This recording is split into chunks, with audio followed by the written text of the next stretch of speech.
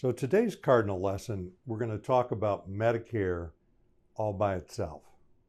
And I think that it just amazes me the highly intelligent people that come into me and they think I'm some sort of oracle that, in explaining Medicare and Medicare insurance and IRMA and all the different things. And I'm talking to people many times that are doctors, lawyers, people with PhDs, people with MBAs, people that solve complex business problems, many people doing their investing on their own, and they are just perplexed by Medicare. And I think that the source of the problem, this is just a theory of mine, is all the information that's flowing to you, the consumer, about Medicare is controlled by the insurance companies themselves in their advertising, in their publications, in the sales pitches of their salespeople.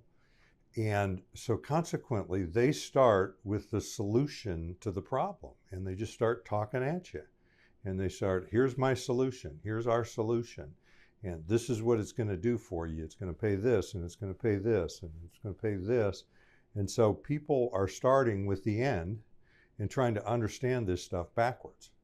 So I decided, and sometimes some of my videos may do that because it's just kind of baked into me. So I decided that what I'm going to do is I'm going to take you way back in time and I'm going to explain Medicare by itself to you. I started selling Medicare supplement insurance in 1976. I was 18 years old and this was a part-time job in college. And this is what we did, is because there were many people back then that only had Medicare. They didn't have a supplement. And there was no such thing as Medicare Advantage. And so we would go into them and explain Part A and Part B, which is original Medicare, and we would explain the gaps or the out-of-pocket that they would have. And then once they got an understanding of that, then we would explain a supplemental insurance policy to go in and fill those gaps. So we're going to skip the Medicare supplemental insurance policy and the Medicare Advantage and all that talk, and let's just look at Medicare, what you get from the government. Okay, and so Part A is your hospitalization insurance. And Part A is funded through payroll taxes, or the Medicare tax, the 1.9% that gets deducted out of every payroll check that you get, and then your employer matches that. So it's 3.8% of every piece of payroll every 2 weeks all over the United States goes directly to Medicare and directly to the Medicare Trust Fund. That's how Part A is paid for. And, we'll talk about the benefits in a minute, but Part A is for the most part going to pay your hospital bill. Okay, and that's why you have it. Now, Part B is your medical bill. So, in the old-timey days, Medicare came out in the mid-60s. You had hospital insurance and you had medical insurance. It's almost like you had two policies. And you put the two things together, and between that, you'd have full coverage. Now, Medicare is still set up that way. You got Part A, which is hospital, funded through your payroll taxes while you were working. And you got Part B, which is medical. And medical has become everything outpatient, everything not on the hospital bill that's medically necessary is going to fall under Part B. And Part B itself, it's funded as well through the 1.9% or 3.8% with the employer match payroll tax. There's over $1 trillion in the Medicare Trust Fund. That's 1,000 billion. And that Medicare Trust Fund has been building for years, and then there's talk that it's going to run out and all that. We're going to save that for today. I want you to understand what you're getting from the government and what you're paying for. Now, under Part B, you do have to pay part of the cost of that. And in 2022, that is $170.10 a month for most people. Now, some people, if you qualify for the low-income subsidy or you're on Medicaid, you actually get that 170/10 paid for by the government. So Part B costs you nothing. And then for most people, you pay 170/10, which is about 20% of the cost of Part B. Now, if you are high income or higher income, you can watch my IRMA video if you want to get into this, but higher income people can pay up to 100% of the cost of their Part B, even after they've paid all those taxes all their time while they were working. Now, the government, because of their high income, is going to have them pay all of the cost of their Part B, which can be as much as $500-600 a month. Okay? Now, what do you get for that?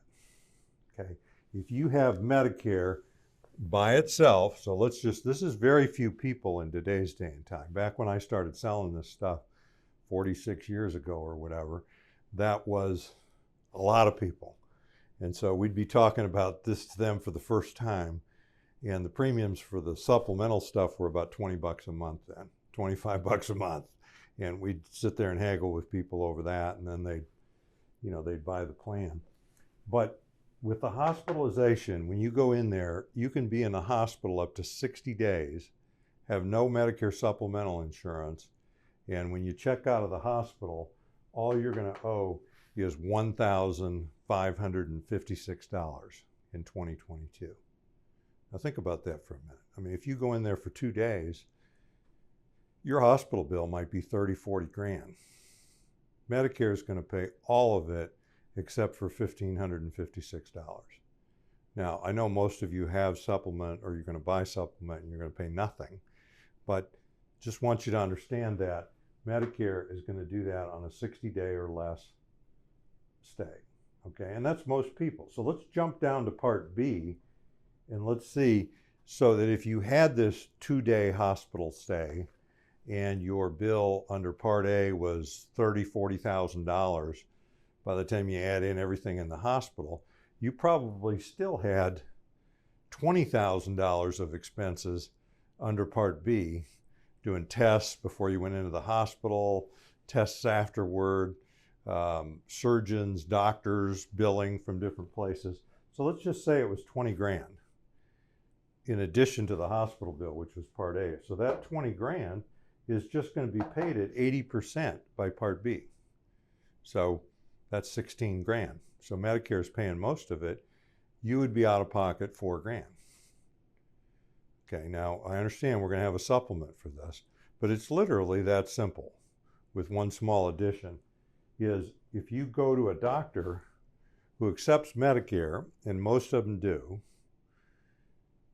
they can accept Medicare but not take assignment, and they can do what is called balance billing, or they can charge you over the Medicare approved amount.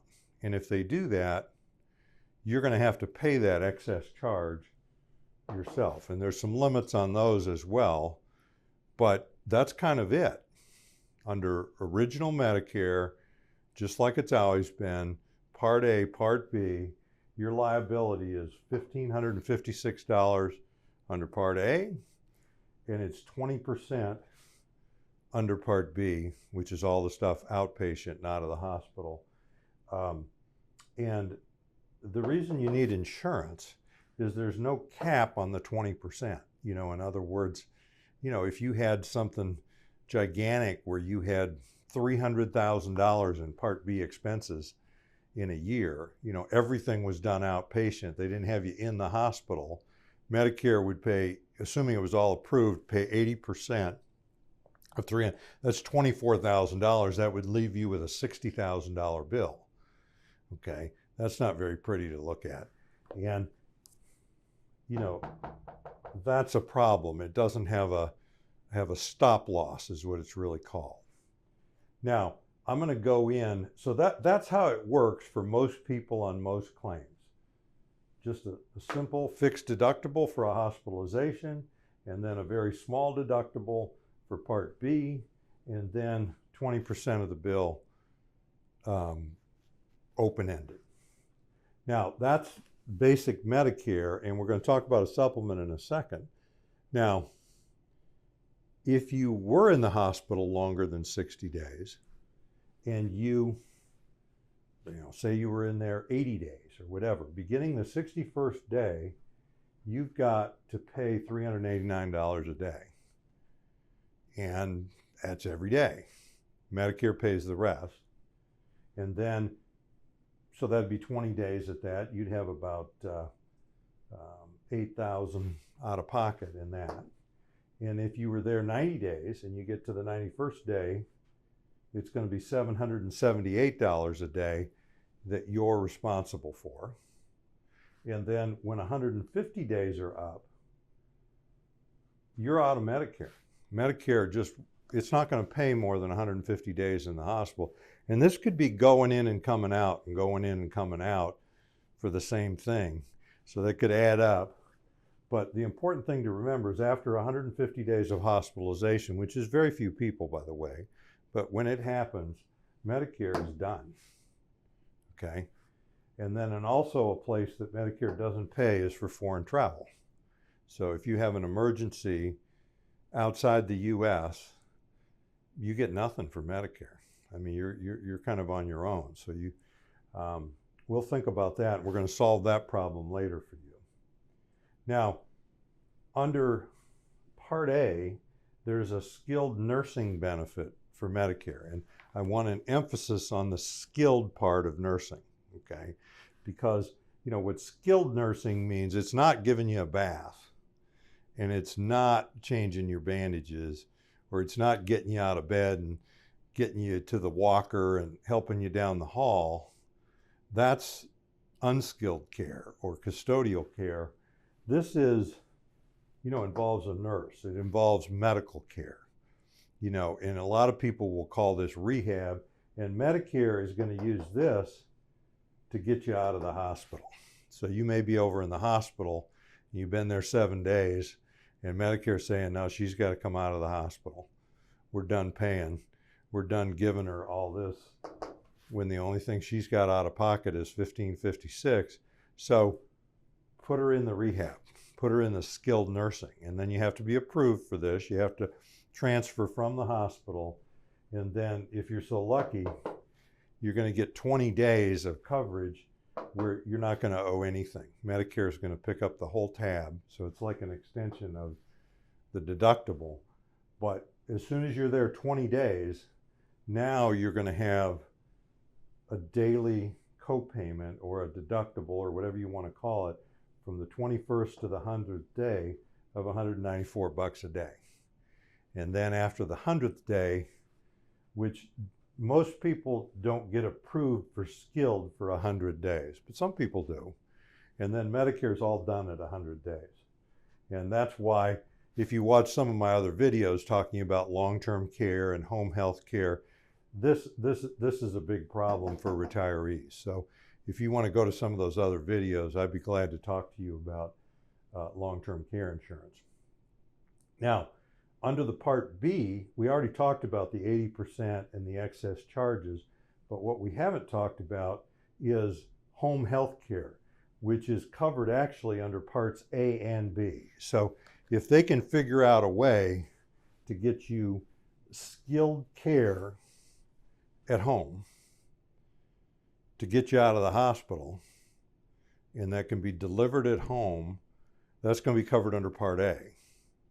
If they can keep you out of the hospital, or maybe you've had some outpatient surgery, or just, so there are ways to get home health care visits paid for by a skilled practitioner and get the money out of Medicare. And if it's paid and approved, it's going to be paid at 100%. But again, I want to put, they're not coming over there to give you a bath or prepare your meals or help you around or do cleaning or take you to the doctor. They're there to administer skilled care. And like physical therapy, like occupational therapy, like chemotherapy, that type of thing. So there are some benefits, but it all illustrates when you look at the total money paid out, there are some benefits under Medicare, and some people will use this as an answer. They'll say, well, doesn't Medicare cover this stuff?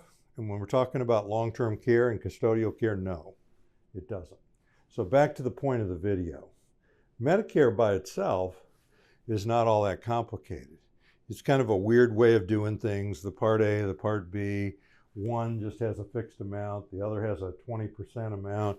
You got some stuff going on, but when you just simplify that, $1,556 of a hospitalization, less than 60 days, which is most of them, 20% of the rest of the outside stuff, or if you never go in the hospital and you just have a big bill for outpatient surgery and then follow-up care, you're basically on the hook for the 20%.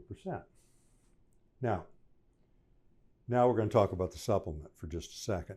The supplements haven't really changed that much in the many years that I've been doing them. There's a whole bunch of supplements available to you. And if you start looking into these, you're going to discover that. And the government decided all these insurance companies were selling all different supplements with all different benefits to supplement this. And finally, the government called time out. And they said, when we take all these supplements, this was back in 1990, we take all these supplements and we put them in a room and we look at them, they're all pretty much the same. Or at very least, we could throw them in about 10 piles. And, in other words, we could find likenesses in them. So the government standardized these things over 30 years ago. And they said, okay, so we're going to take everything you've done, we're going to write the benefits for you. And just to keep it interesting, they called it Plan A, Plan B, Plan C, and so on and so forth. But it could have just as well been Plan 1, Plan 2, Plan 3, or the red plan, the green plan, the yellow plan. I mean, they could have used anything, but they had to use A, B, and C, and D, just like Medicare is. So that just adds confusion. But the point I want to make about the supplements is, if you're going to buy a supplement, which most people do, why not buy the best one? And the best one happens to be the most expensive one, but it covers, the best one is the Part G, is a Plan G. I mean, it is. And the Plan G is offered by most companies, and it's exactly the same no matter who you buy it from. The only thing that differs is the price. And I'm going to tell you what the Plan G plays. I'm going to just circle it up here. The Plan G is going to pay that. It's going to pay your Part A deductible. It's going to pay all your co-insurance for long hospital stays. After 150 days, it's going to give you 1 full year of coverage after that. It's going to pay a benefit for foreign travel emergency. So you're going to have a benefit just tacked on there if you're traveling. It's going to pay all these deductibles here. It is going to pay nothing after 100 days. So just understand that it's not a long-term care policy. And then under Part B, the only real deductible and copayment that the Plan G doesn't cover, and none of the plans cover anymore, is the $233 Part B deductible. But I'm thinking you can afford to bear that yourself. And then it pays the 20% with no cap. It also pays if a doctor balance bills you. It pays this excess charges. So the Plan G is the highest up the ladder, has the most benefits. And then there's people who recommend, salespeople who recommend a lesser plan than Plan G, and they have all kinds of theories, and all they do is start knocking off some of these benefits. And when you go down the ladder of plans, it's really, what is it missing? And then many times they're going to tell you, well, you don't really need that stuff that you're missing. Well, the fact remains, if you're going to buy a Medicare supplement, why not? Why not have it all covered? Now, there's an alternative to the whole Medicare supplement business, and that is, forget the supplement, take your original Medicare that I just explained and turn it into a managed care plan that's going to have smaller deductibles. You're going to have probably no premium for that. So you're going to save the premium of the Medicare supplement. You're going to get a bunch of extra goodies. And what you're going to give up is your choice in doctors and hospitals. So then you're going to have to play the network game with them. I'm not saying that's bad. We sell those too. It's just that people, when they really sit back and they look at these things and they plan their whole retirement, if they can afford the premium for the supplement, if they can pay the premium for that Plan G supplement, and we offer them from 40 different companies, so we can get you into one of the least expensive alternatives. Plan benefits are all the same. If you can afford that, you're going to get the gold standard between Medicare and the supplement insurance. You're going to owe very, very little if you get seriously sick. So I'm Hans Scheil, and I thank you for listening.